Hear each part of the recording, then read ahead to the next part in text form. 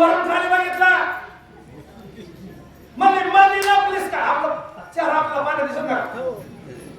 पाण्यात लपतीस आणि काय तुला सोडणार काय जेवण उडी टाकली अजून नाही वरी आम्ही म्हणतो कवा येईल अजून वरी आली नाही तसं बाण उदळ हे युद्ध कथा कशाची आहे युद्धाची तुम्ही महाभारत बघा कशामुळे घडला युद्धामुळं रामायण युद्धामुळं आणि विजय ग्रंथ युद्धामुळं भक्ती विजय फक्त युद्धामुळं नसतं बरोबर आहे नसता ज्ञानेश्वरी शेवट युद्धच जिंकलास तर हस्तिनापूरचा राजा आणि युद्धात मेलास तर स्वर्गाचा राजा बरं कोणता परवडत आहे मग त्यासाठी जिंकू किंवा मरू हा दृढ निश्चय त्या राजा रावणाच्या सेनापती होता का त्याचा पोरगा होता का सगळ्यांनी माहिती आहे त्याचं नाव विचार करायला लागलेला कोण 11 वाजल्यापासून तुम्ही रामायण ऐकलं महोदर असत महाभारत 2 महिने घरात कापून सुद्धा पळून जा पुढं अग्निवाणी बारक्या लेकराची कुठंतरी चौकात बांधणार आलो आणि एखाद्याला लेकराला मारा आणि मारावून त्यानं तिथून कुठं घरात आईला घरी गेला आपण तुमचं कुठं लपवायचं आपलं पार उतरणी जाऊन बसतो ते तसं हे वाटलं भाकरीवाले गे शाबास पण तिथं असं होतं त्याची माय नाही निवड होती लेकराची भांडण करून आलास लोकांची चोरी करून आलास तुला घरात घेणार नाही माणसात लोक म्हणते आमची पोरी न आमची पोरगी बिघडली कुणी म्हणतं आमचं पोरगं बिघडलं अजिबात कुणी बिघडलं म्हणून गेलं तर ते माझा सन्मान करणार नाही काय करीन अपमान करीन गाडीवर बसवीन चप्पी करीन शिंदूर घालीन शिमग्याचं माय नाही बाकी लेकरं शेण घेऊन लागलाय मला गावात मिळेल आणि शेवटला सुळावर देईन म्हणजे जगून मी देणार कळलं का नाही तिथं अपमान करून मारण्यापेक्षा या वानराच्या हातानं मेलेलं काय वाईट आहे रामाच्या दूतानं हातानं मेलेलं काय वाईट आहे कुठं तिकडं अपमानित जीवन समजा आता आपलं मी तसंच आहे ना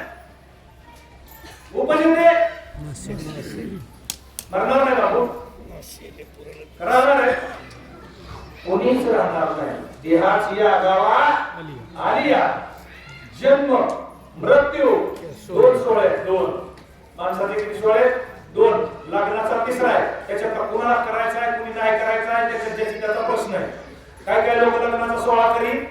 नाही काय करतात मला खरं का खोटं आहे काय ब्रह्मचारी राहतात काय संन्यासी होते काय तपस्वी होते म्हणजे त्यांना पण तिसरा सोहळा होत नाही पण हे 2 संन्यासी हो ब्रह्मचारी हो महाराज हो कोतराज हो संसार कर चोऱ्या कर काही बी कर पण 2 फुटाने हे 2 जन्मायचं आणि मरायचं हा सोहळा केल्याशिवाय कोणाला सुट्टी का बरं जन्मायचा सोहळा आपल्या हातात जा आपल्यावर घेऊ जन्मायचा सोहळा आपल्या हातात आहे का आपल्याला माहिती का आपण कसे जन्मणार आहे कुणाच्या पोटी जन्मणार आहे जेव्हा आपल्याला कुणात जन्माला घालणार आहे गरीबाच्या घालणार आहे का श्रीमंताच्या घालणार आहे उच कुळात घालणार आहे का नीच कुळात घालणार आहे काय माहिती आपल्याला जन्माचं बी माहित नाही आपल्या हातात एकच आहे यासाठी गेला आपल्या हातात काय कमरा दिवसा आहे का नाही चांगलं मरायचं आपल्या हातात आहे जन्मात आपल्याबद्दल कुणी पेढे वाटणं याची गॅरंटी नाही समजा लय 9-10-15 वर्ष लग्न झालं पेढ बारसं बिरसं होईल आपला जन्म 7-8व्या नंबर आल्यावर विचार करायसारखी गोष्ट नाही पण मरताना सगळ्याच्या डोळ्यात पाणी आणायचं आपलं काम आहे आपण वेळेच्या नंतर ज्याला म्हणजे अरे अरे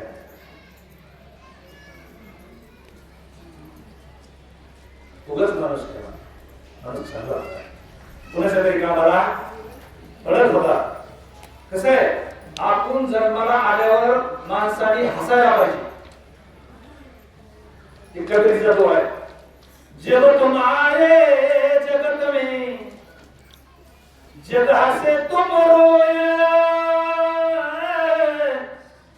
ऐसी करनी कर चले तुम हसे जग रोए कबीरा तुम हसे जग रोए आपण गेल्या लोकांनी रडावं आपण जन्माल्यावर आपण रडल्यावर लोक हसत बघा आता हे तुम्हाला माहित नाही जेव्हा जेव्हा वेगळी लेकरू जन्माल्यावरती जर नाहीच रडलं तर त्याला ते पाणी गरम करून ठेवूया आणि गरम पाणी बघायला म्हातारी बाई असते जिला तिची हाली पोळत नाही हाताला भाकरून दिली तरी तिला पोळत नाही आणि ती पाणी बघते जरा गरम झालं नाही सुमने काय गरम आहे पुरुष होईल नाही जरा शिकती माय अजून सोमागाच आहे आणि तिला पोळायचं पाणी ज्यावेळेस लेकराच्या अंगावर टाकलं जातं लेकरू चिरकत की हा करत तिकडं त्याला की हा केलं की मावल्या म्हणतात माय मुग नाही चांगलंय बोललंय याने रडायचं बाबा ह्यानं याने हसायचं आणि आपण मरताना आपण रडायचं आपण हसायचं मरताना कबीरचा जो आहे अरे ऐसी करनी कर चलो तुम हसे जग रोए तू हसत मार लोक रडत तुझी मात्र केली पाहिजे याला जीवन म्हणते असंच जीवन ज्याची त्यानं आपली आपण मला सांगितलं आमच्या सूर्य महाराजांना सांगितलं सूर्य महाराज तुम्ही म्हणता नाही दरवेळेस कसं ना लांब वाटले कसं झालंय मी लांब म्हणलं की हे पळली आता 1:30 वाजता 1 वाजता जर आद्या सोडला तर लोक आपली एक गाडी वाजता ते आमचं या वाचनार संघावर असं झालंय एखाद्या माणसाची काय बोलायचं नसते तिला म्हणा अभ्यास कर मसाळे करणार आज जरा सेकंद जमाल्यावर कारण कसा मांडणार सांगतो 2 मिनिटं उदाहरण ऋषीची बाई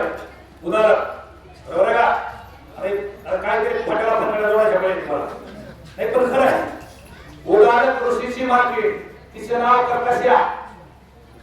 ही नवऱ्याचं कधी ऐकलं नव्हती आता ती ब्रह्मदेवाची होती म्हणून त्यांना कराव लागली होती ती काय नवऱ्याचं नाव ऐकायचं नाही ह्यानं पाणी आंघोळीला टाक म्हणलं की तिने गदा जाणून द्यायची गावाचा आनंद म्हणून की जेवायला लावून द्यायचं असते उलट वागणारे बायको उलट कशीची मग त्याला काय वाटतं ते म्हणजे हे काय आपण ऐकत नाही मी एक दिवशी दुसऱ्या ऋषीची भेट घेतली विश्वामित्र ऋषीची विश्वामित्र ऋषी म्हणजे उदाहरण महाराज लयच खराब झाले म्हणजे काय माझं नशीब बायको चांगलं मिळाला की चांगलं नशीब लागतंय आणि भांड कोदळ मिळाला सुद्धा हा तर आमचं नशीब पळाला आलं आणि बायको अशी मिळाली बघा किंवा इकडे जायचं म्हणलं की इकडे चालतील हे कर म्हणलं की ते करतील तुम्हाला ही गोष्ट सोपी ना सोपी आहे तुम्हाला जेवण लवकर पाहिजे असलं तिला म्हणायचं आज जेवण मला दुपार करायचं तिथलं तेच मागते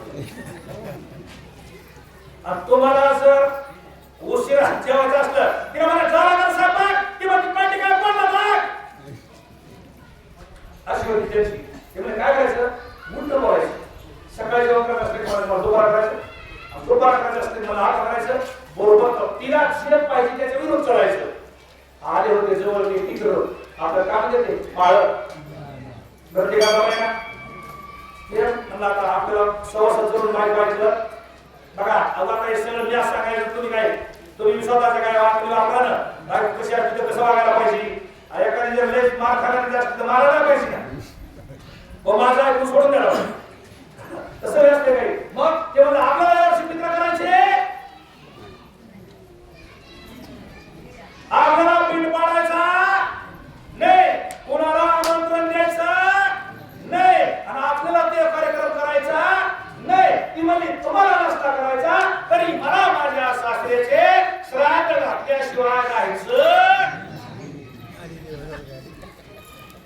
म्हटलं गोळी बरोबर सर काय म्हणले गोळी बरोबर ते मला जरी तुला करत असले तरी मी कुणाला आमंत्रण सांगणार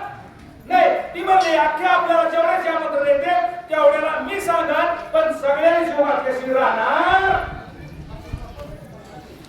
नाही एकदम केवळ आपल्याला नदीत पिन टाकायचा नाही हे म्हणजे तुम्ही नाही टाकला तरी पिन टाकल्याशी राहणार नाही ते म्हणला नदीला पूर आलाय पाण्यात तरी शिरू